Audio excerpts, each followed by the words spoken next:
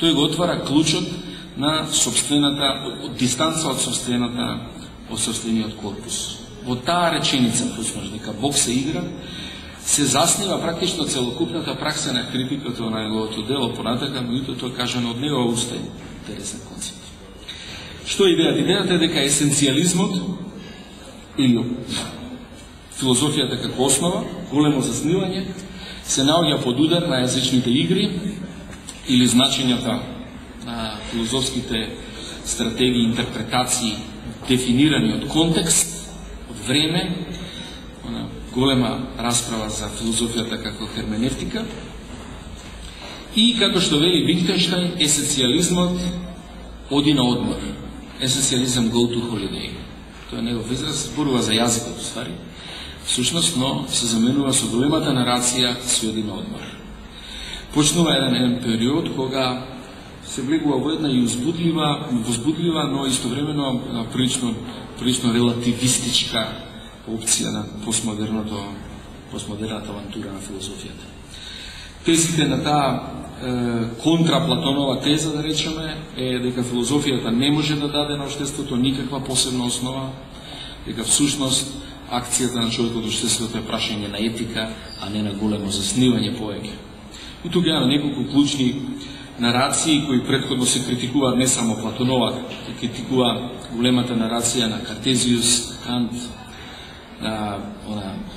номиналално себство, како се нарекува, единствено себство во себе затворено, историјата како нарација на Хегел, пролетаријатот, Гейст и така.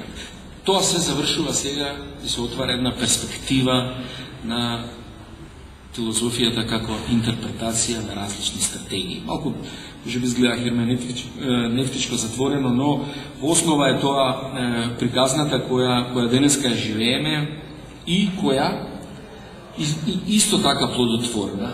Не е тоа критика која е сува, која е слепа улица, можна интересна, а посебно интересна во делот на поставувањето на одговорноста во човекот.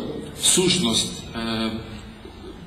оди заедно со деконструкцијата на субјектот, на позицијата на човекот, оди една голема одговорност ставена на незини плечи. Ако го цитираме за мене омилениот филозоф Ричард Рорти, он вели дека етосот, лојалноста со своите сограѓани со кои живеете и чувството на compassion, solidarity и compassion, односно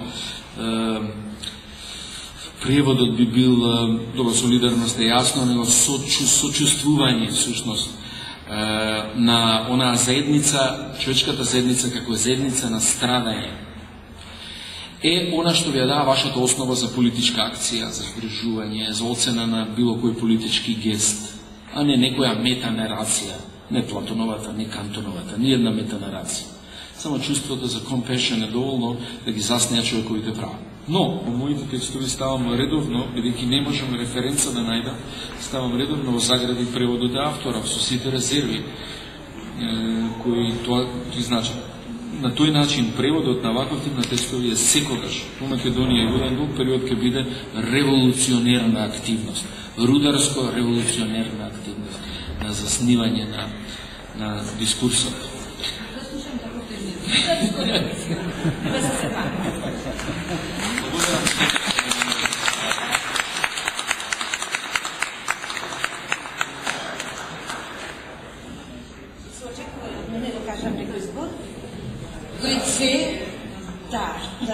Да, нека, апсолутно, ја сакам да ми се метнува.